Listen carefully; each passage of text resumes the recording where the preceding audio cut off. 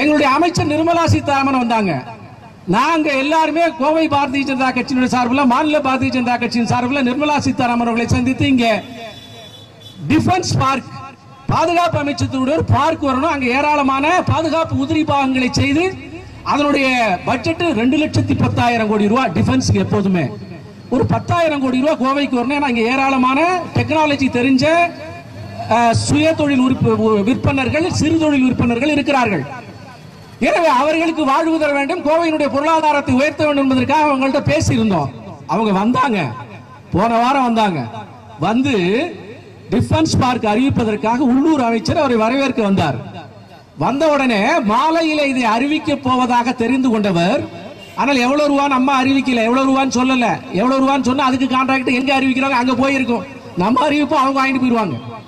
எனவே சொல்லாமல் கரெக்டா கொடிசியாக்கு வந்து அறிவிக்கிறார் அம்மா நிர்மலா அம்மா அவர்கள்.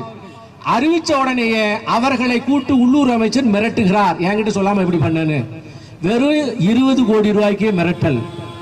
பைசா எங்க இருந்தாலும் பைசாவை சுரண்டி எடுக்கக்கூடிய ஊழல்வாதிகளாக மாநில அரசாங்கம் இருக்கிறது. ஆகவேதான் இப்ப பஸ் கட்டண உயர்வை செய்திருக்கிறார்கள். 1000 பஸ்களை வாங்கி இருக்கிறார்கள், ஆகவே உயர்த்தி இருக்கிறார்கள்.